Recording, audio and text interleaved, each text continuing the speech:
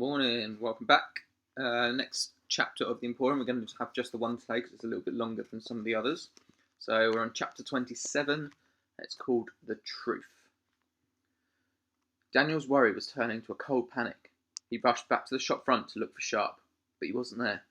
He prayed that all of this was a misunderstanding, that Sharp that simply wanted privacy to study each page in the quest to find Mr. Silver. But as Daniel paced anxiously around the dusty room, he grew more certain that Ellie had been right. There was something off about Sharp. He began to move the pieces around his mind, struggling to fit them together. Sharp had shown up only days after Silver's disappearance. There was a hungry look in his eyes every time he caught sight of the Book of Wonders. Daniel had fallen into a deep sleep after handling the book and hadn't seen or heard from him since. Just like that, the puzzle clicked together. If the wrong person got hold of the Book of Wonders, the Book of Wonders could be used to hurt the Emporium just as easily as help it. It couldn't be a coincidence, could it? Sharp had the book, and everything was crumbling so much faster. Somehow his presence was speeding up things, causing more damage. And there was one room where that damage could be fatal. Daniel ran and ran, his legs and lungs pleading for the rest. He needed to know if he was right about Sharp, and he now knew beyond doubt he had to get the Book of Wonders back. Without it, everything Mr. Silver had created would be lost.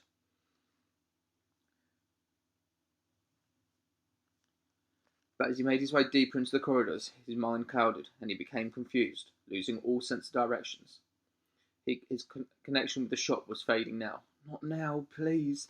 A twist and a turn, leaping down a staircase 3 steps at a time, and another, until one of the stairs crumbled beneath him, and he rolled the final few steps and landed with an awkward slap on the floor.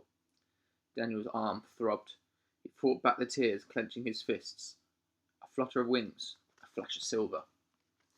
Something clipped Daniel's shoulder and landed with a graceful hop beside him.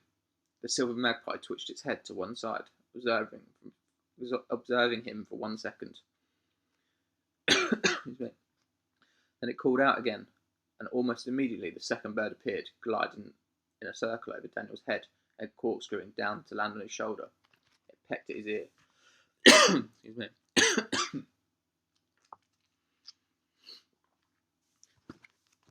Daniel tried to wave it away.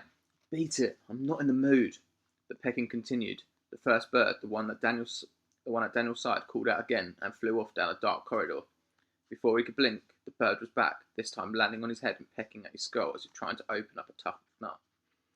Daniel let out a laugh.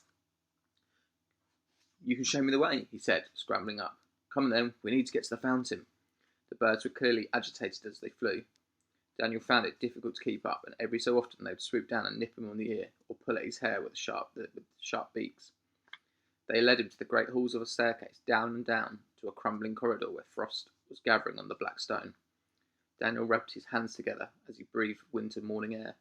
A door was ajar, letting a blade of sunlight into the darkness. Daniel knew where he was, knew that he'd visited this place before when he was new to the Emporium. He passed the entrance, reached out and traced the frost-covered golden letters. The fountain. With a push, the door was finally open, and Daniel stood once again on the surface of a frozen pond, surrounded by woodland, hot breath rising from his mouth. Everything was as he remembered, the crisp air, the endless stretch of blue sky. Then he saw the broken mountain of a stone that lay in the centre of the pond where the fountain should have been. Daniel hurried out across the pond. His feet crunched on the frost.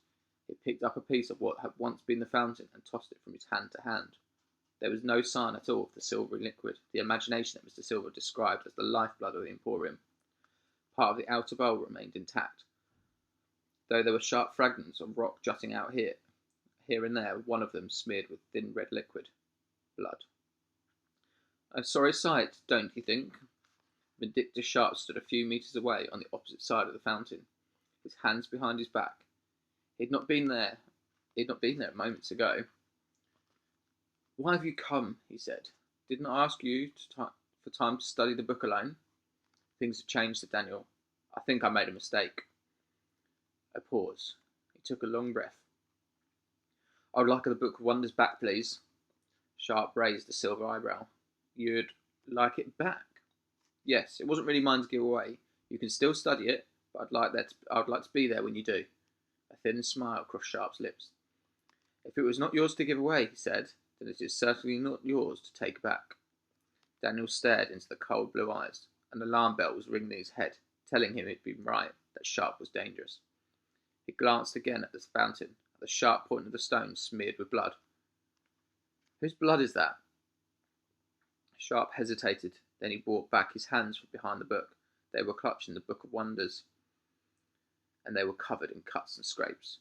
Daniel took half a step back. He wanted to run, but he couldn't. This was his mess, his mistake.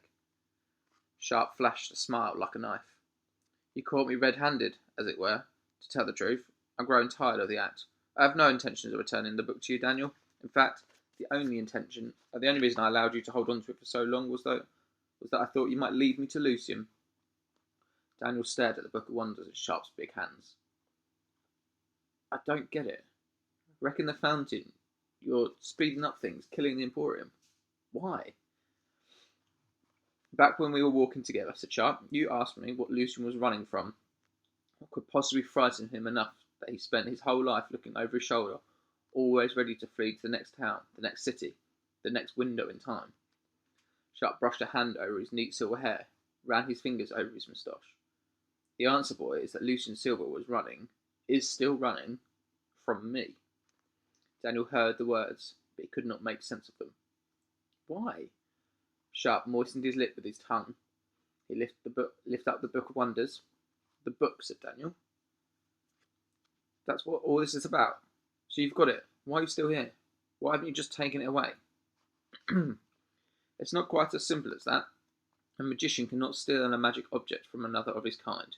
The bond between the creation and the creator is too intense. If I walk out of here with the book, it will not work for me as I fully desire. No. For the Book of Wonders to truly be mine, I must either win it from Lucian, or he must pass it to me with his blessing. The latter is never going to happen, so I have no choice but to take the book through more aggressive measures. I have been chasing him for many years, boy, and each time I come close, each time I feel the book and smell it, Lucian wriggles away. Not this time. Something's different. He is weak, and I found him easily. At this, Sharp spat on the frost. You can see how he's reacted, running away like a weasel he has always been. You'd hope I'd lead you to him, Daniel said, so you could, what, kill him? Sharp smiled, and a feeble smile. That's about the size of it, he said, but seeing as you failed in spectacular fashion to locate him, I turned to other means. I know there must be weaknesses somewhere in the Emporium, and that I could find it with the book. He opened his arms, and here we are, the fountain. Lucian had been relying on the imagination of his customers to keep the place running. He is weaker than I thought. He no longer has any customers, and now the fountain is no more, the Emporium will crumble much more quickly.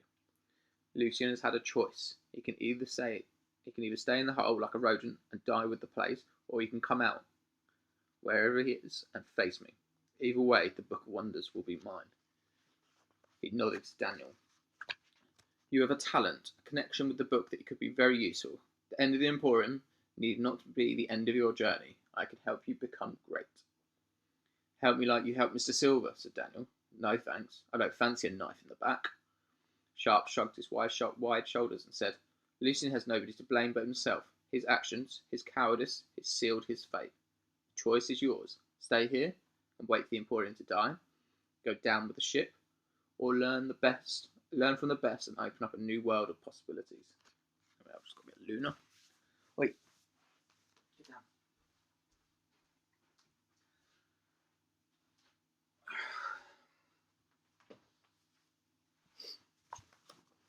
It's a bit naughty again.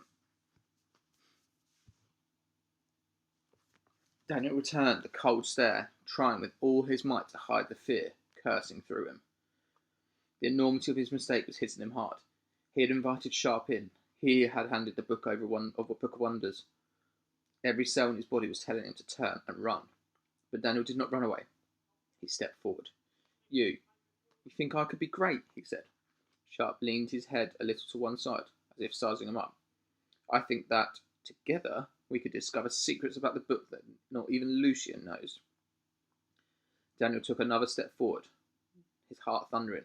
his eyes flickering in the book, but only for half a second. Just a little closer.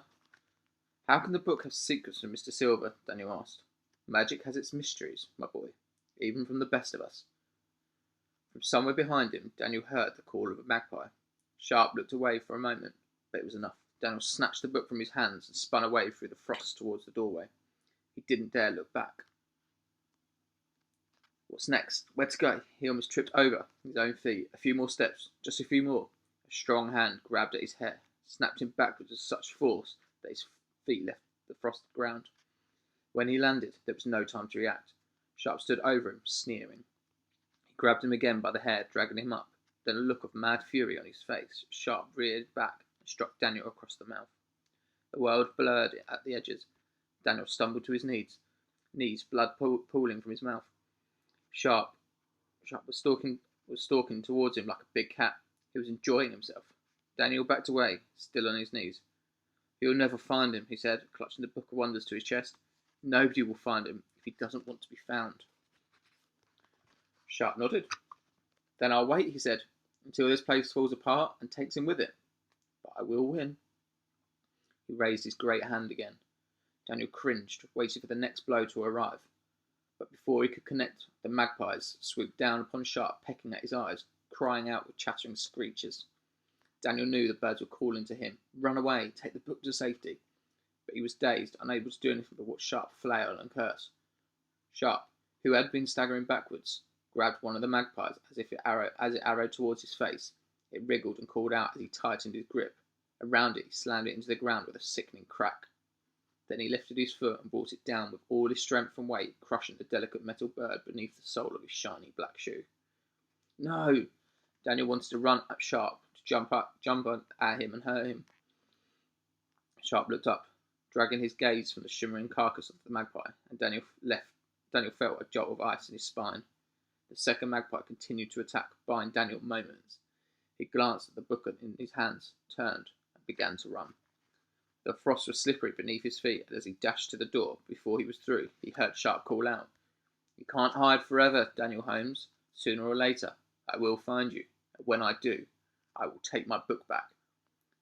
The only way I will leave without it is in a coffin. And that's the truth. That was chapter 27, The Truth. Tomorrow's chapter is called Reunited.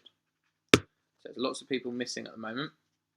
So who is reunited? That's the question. It's a short chapter tomorrow, so we can probably get two, maybe even. No, two tomorrow. Alright, I shall see you tomorrow then.